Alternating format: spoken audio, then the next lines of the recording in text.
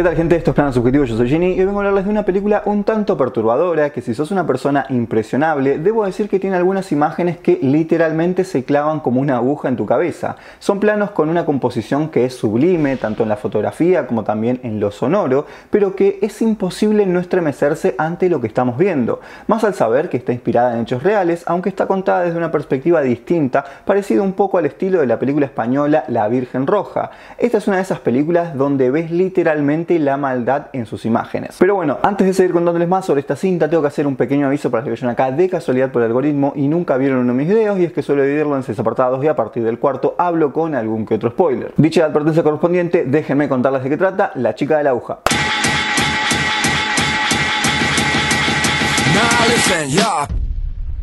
Película danesa de terror psicológico que tuvo su estreno en el Festival de Cannes el 15 de mayo del 2024 y luego de su recorrido por varios festivales tuvo su estreno en la plataforma de Movie el 24 de enero del 2025. Tiene una duración de 2 horas, escrita por Line Langebeck y Magnus von Horn, inspirada en la historia real de Dagmar Overbye. Magnus von Horn además es quien dirige esta película, siendo su tercer largometraje. Su ópera prima fue El aquí y después en el año 2015 y en 2020 hizo Sudor. La trama nos sitúa en Copenhague en el año 1919 y se nos va a presentar una mujer llamada Caroline que está atravesando una situación difícil en su vida. Su marido fue enviado a la guerra y desde entonces no supo más nada de él, por lo que al no poder pagar el alquiler del departamento en el que vive, la terminan desalojando. Como su marido no fue declarado oficialmente muerto, no puede pedir una pensión, entonces se vio obligada a vivir en un lugar muy precario y a trabajar como costurera en una fábrica local de lino que ahora solo están realizando uniformes. Caroline, como muchas otras mujeres en su misma situación, se las arregla para sobrevivir. Un día llega la noticia de que Alemania se rinde, la Gran Guerra termina y aunque Dinamarca mantuvo una política neutral, los horrores de la guerra afectaron a todo el continente. Y lo que parece que traerá paz a esta ciudad termina siendo todo lo contrario, y para colmo todo va a empeorar cuando se da cuenta que está embarazada de su jefe con el que estaba manteniendo una especie de aventura, a la cual la madre de ese hombre desaprueba completamente, rechaza a Caroline y hace que la echen de la fábrica. Desesperada, sola y sin saber qué hacer, la lleva a tomar una decisión difícil en la que va a conocer por casualidad a una mujer llamada Dagmar que tiene una tienda de dulces y además también dirige en secreto un negocio de búsqueda de hogares para bebés que no son deseados. De esta manera veremos cómo Caroline al cabo de un tiempo va a terminar trabajando para ella, pero no va a ser algo muy agradable que digamos. Tenemos una estructura clásica y lineal que en gran parte es fácil de entender para cualquier espectador. Obviamente está relacionada de una forma literal y metafórica con los horrores de la guerra, las consecuencias que dejó la Primera Guerra Mundial. Esto se nos va a dejar en claro durante toda la primera mitad de la historia.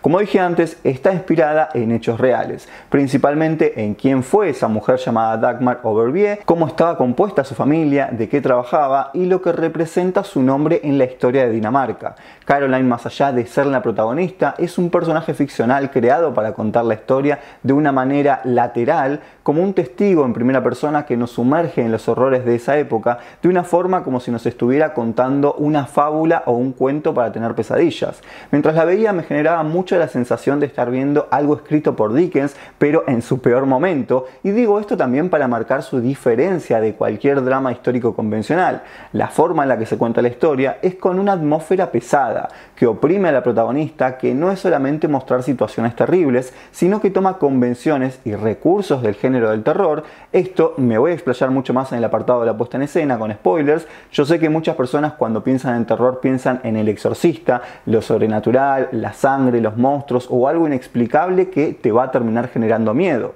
lo cual está bien porque es el terror comercial que todos solemos ver, pero luego están este tipo de historias que buscan retratar la crueldad que existe en nuestro mundo, tramas que buscan generar horror y perturbar a los espectadores desde el contexto histórico, la desigualdad social, la desesperación y sobre todo la maldad, no solo en acciones sino en la construcción de las imágenes, y utiliza distintos recursos para lograr eso, desde un tono claramente gótico, expresionista, thriller psicológico, cine negro, drama histórico. Todo funciona en pos de incomodar al público y llevarlo por un descenso a esa oscuridad.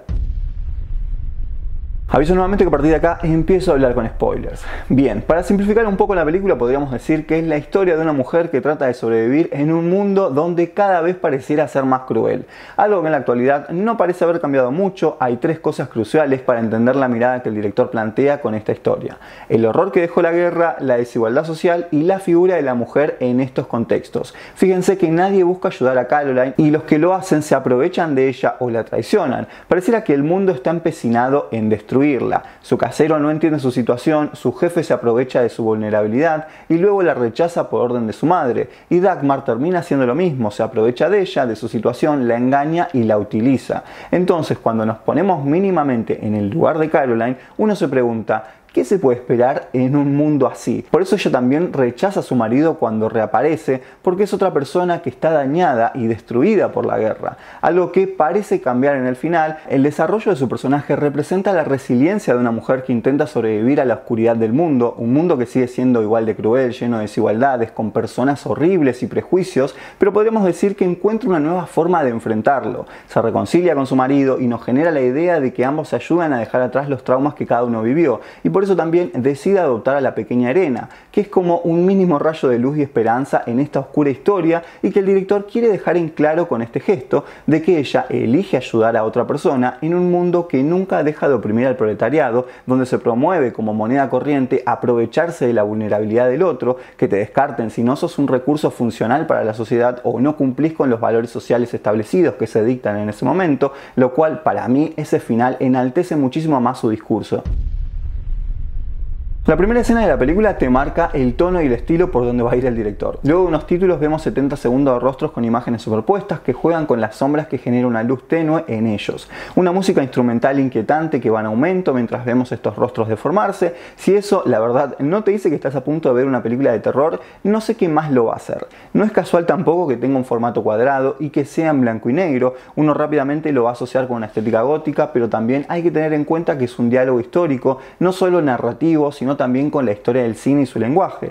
El blanco y negro, más allá de hacer referencia a los inicios del séptimo arte, busca denotar que se está contando algo serio e importante, lo cual siempre digo que es muy loco, que muchas veces asociamos que algo es más real cuando es en blanco y negro que cuando lo vemos en color, o por lo menos le prestamos mucha más atención. Después también tenemos planos que están construidos con una oscura belleza estética, donde cada plano tiene una construcción que es única. En algunos juega con la distancia focal y la profundidad de campo, en otros planos la composición es lo que más resalta a primera vista. A veces son perfectamente simétricos, en otros se juega mucho con la relación figura y fondo, pero cada plano denota que fue pensado y trabajado con especial detalle. Los movimientos de la cámara son sutiles, el montaje en general es por corte, pero cuando utiliza paneos o travelings como que te termina llevando la mirada. Es muy atractivo como utiliza la cámara el director, y ni hablar de la utilización de planos picados y contrapicados que buscan generar dramatismo en ciertas escenas. Es una película atmosférica que te envuelve en ese contexto social, económico e histórico que vive la protagonista, y utiliza sonidos o una instrumental característica del cine de terror para eso, reforzado obviamente por la oscuridad, los contrastes y la paleta de grises que maneja toda la película.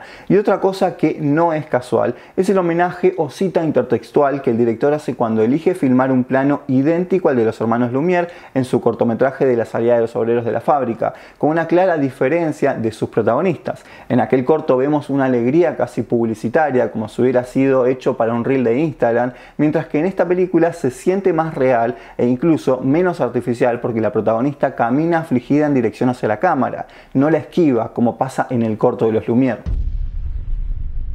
Para mí La chica de la aguja es una de las grandes películas que estoy viendo este año. Llevo viendo muchas buenas películas, tal vez no las subo todas porque cuelgo y a veces no me da el tiempo para editar todo lo que tengo armado. Por eso a veces de la nada aparece una reseña o recomendación random. Si tienen ganas de ver buen cine, les recomiendo muchísimo esta película. Es uno de los mejores estrenos que tuvo este año hasta ahora, junto a The Brutalist y Nosferatu. Así que nada, si llegaste hasta acá te lo agradezco muchísimo. Espero que el video te haya sido útil o al menos entretenido, y como siempre les digo, cuídense y espero que tengan un lindo día. Una luz